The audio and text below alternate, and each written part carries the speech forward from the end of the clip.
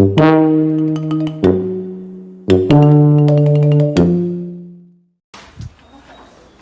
capek banget deh, banyak tugas di sekolah. Udah harus disuruh ngapain konsep, mana aku nggak ngerti lagi ini konsep apa. Lagi ngapain? Ini, aku tadi di sekolah, aku disuruh ngapalin konsep, tapi aku nggak ngerti ini konsep apa. Emang konsep apa yang kamu pelajarin di sekolah? Konsep lokasi. Oh, pelajaran geografi ya? Iya. Aku tahu nih tentang konsep lokasi. Oh iya, kamu mau aku jelasin nggak? Boleh. Jadi, konsep lokasi adalah konsep yang berkaitan dengan letak dan tempat berdasarkan fenomena geografi. Konsep ini dibagi menjadi dua, yaitu konsep absolut dan konsep relatif. Konsep absolut yaitu konsep yang mutlak, dan konsep relatif adalah konsep yang berganti-ganti sesuai dengan objek yang di sekitarnya. Contoh dari konsep absolut ialah seperti Indonesia. Letak astronomis Indonesia adalah 6 derajat lintang utara dan 11 derajat lintang selatan, 95 derajat sampai 141 derajat bujur timur. Dan adapun contoh lainnya seperti Singapura terletak di sebelah Malaysia. Lalu seperti apa lagi ya? Misalnya kayak ada yang nanya nih, rumah kamu di mana gitu. Terus kamu pengen ngejawabnya pakai lokasi absolut apa lokasi relatif? Kalau misalnya kamu pengen ngejawab dengan lokasi absolut, kamu harus secara detail. Jadi emang terpatok banget dengan lokasi kamu. Misalnya seperti rumah aku di Jalan Mengger Hilir. Jadi kamu harus sebutin RT, RW, terus nomor rumah kamu nomor berapa dan sebagainya. Tetapi kalau kamu pengen menjawab dengan lokasi relatif, kamu bisa bilang aja kayak rumah aku di pinggir Masjid Al-Khair nih. Nah, kayak gitu. Oh gitu. Nah, iya. Aku ngerti. Yaudah yuk kita belajar bareng. Ayo. Ini nih kamu ini. Halo Fazalia. Hai Najwa. Lagi ngapain? Ini nih aku gak ngerti tentang konsep jarak di mata pelajaran geografi. Oh, kemarin bukannya dijelasin sama Ibu Kartini? Cuma aku kemarin ketiduran di kelas waktu Bu Kartini nerangin. Nah, Oke, buat teman-teman yang belum tahu konsep jarak adalah ruang yang menghubungkan antara dua lokasi dan dua objek. Terbagi menjadi dua, yaitu jarak mutlak dan jarak relatif. Jarak mutlak seperti yang berdasarkan garis lurus di udara yang dapat diukur di peta, seperti Malang ke Jakarta. Relatif adalah jarak yang berkaitan dengan waktu perjalanan yang diperlukan biaya persatuan angkutan. Contohnya seperti Malang ke Jakarta dengan pesawat 1,5 jam. Nah, jadi di sini itu aku menjelaskan kembali tentang konsep keterjangkauan. Teman-teman ada yang tahu nggak sih konsep keterjangkauan itu apa? Konsep keterjangkauan adalah konsep yang mengacu pada kemudahan untuk mencapai suatu objek yang dipengaruhi oleh kondisi geografis dan wilayah. Keterjangkauan tergantung dari jarak yang diukur dan ditempuh dari mulai biaya, fisik, dan waktu, serta berbagai hambatan medan yang dialami. Seiring majunya keterjangkauan, transportasi, dan ekonomi membuat keterjangkauan semakin tinggi, sehingga jarak menjadi semakin singkat dan dunia menjadi dunia global yang lebih mudah dijangkau. Nah, di sini tuh aku tuh ada contoh fenomena keterjangkauan dalam kehidupan sehari-hari. Misalnya itu dari distribusi bahan pangan dari Kabupaten Pacitan ke Kota Malang lebih mudah daripada distribusi bahan pangan dari Kabupaten Gunung Kidul. Nah, segitu dulu teman-teman.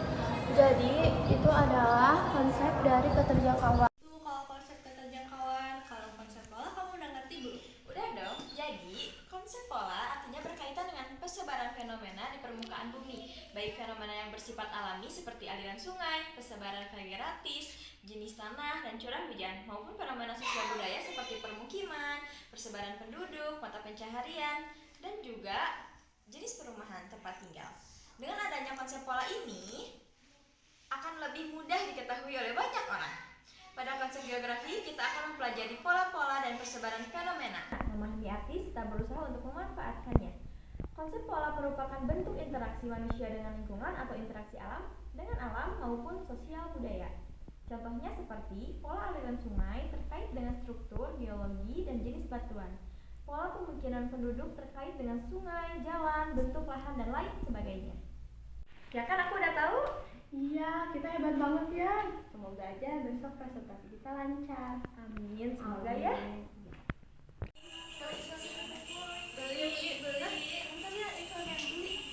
Beli apa teh? Aku mau bala-balanya satu sama pisang gorengnya satu. Oke, bentar ya teh. Kak, jadi ini gimana? Aduh, bentar ya. Ini bentar ya teh. Gimana? Suka juga pusing. Ini tuh gimana ya? Soalnya kakak nggak ini. A few moments later. Katanya lama nih. Aku mau bawa. Apa langsung aja ya? Langsung aja deh. Ini aku maaf banget ya. Ya, ini adik saya malah nangis. Kenapa teh? Ini tugas geografi belum selesai. Dia nggak ngerti tentang konsep morfologi. Dia malah main ini terus. Teh bisa ajarin nggak teh? Soalnya setahu saya dan setahu teteh pintar dalam geografinya. Boleh? Nah, jadi konsep morfologi itu konsep yang mengkaji relief atau bentuk permukaan bumi yang berbeda-beda. Akibatnya bisa dari proses alam dan tindakan manusia. Contoh morfologi ada di kepulauan, dataran tinggi, dataran rendah, perbukitan, pegunungan, dan lain sebagainya. Ada juga nih contoh konsep morfologi. Di antaranya ada sebagian besar topografi di daerah selatan, tepatnya di daerah istimewa Yogyakarta, yang merupakan perbukitan kapur. Yang kedua ada pesisir utara Semarang, yang merupakan dataran rendah, sehingga sering terjadinya banjir. Yang ketiga ada negara Indonesia, yang merupakan negara kepulauan yang terdiri atas gugusan pulau-pulau kecil dan pulau-pulau besar. Saya akan sedikit menjelaskan konsep aglomerasi. Konsep ini mengacu pada kondisi persebaran dan pengelompokan suatu wilayah yang relatif memusat dan saling menguntungkan.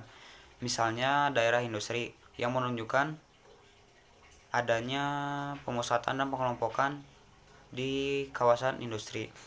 Kawasan konservasi yang menunjukkan adanya pemusatan di wilayah konservasi.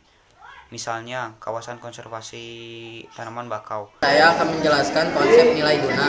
Nilai guna merupakan fenomena geografis atau sumber daya alam di permukaan bumi yang saling berhubungan antar wilayah. Misalnya, laut memiliki nilai kegunaan lebih bagi nelayan dibandingkan dengan petani, sedangkan hutan memiliki nilai kegunaan lebih bagi pencinta alam dibandingkan pelajar.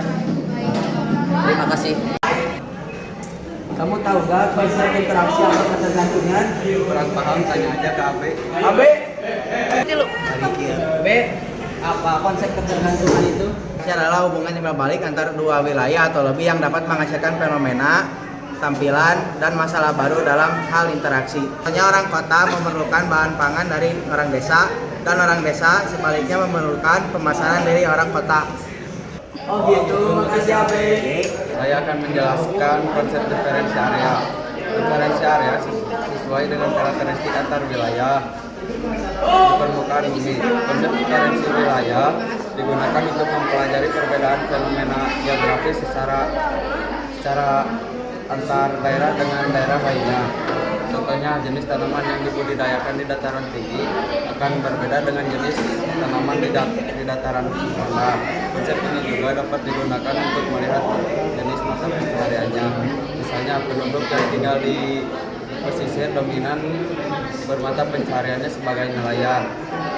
Sementara masyarakat yang tinggal di dataran tinggi lebih berprofesi sebagai petani sebagai mata pencahariannya. Sekian, terima kasih. Kamu lagi minum apa tuh? Ini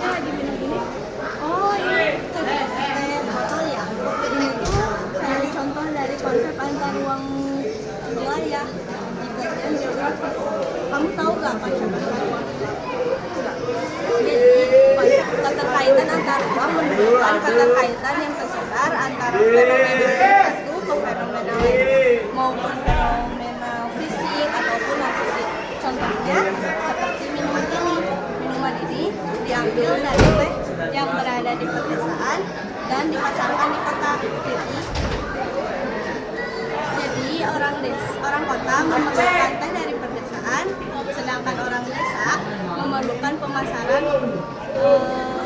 dari sumber daya alamnya. Jadi orang desa dengan orang kota saling berkaitan, mereka sama-sama saling membutuhkan. Awas, kita sok-sok sesat ya. Yo akhirnya yang meliput. Duluan ya. Dadah.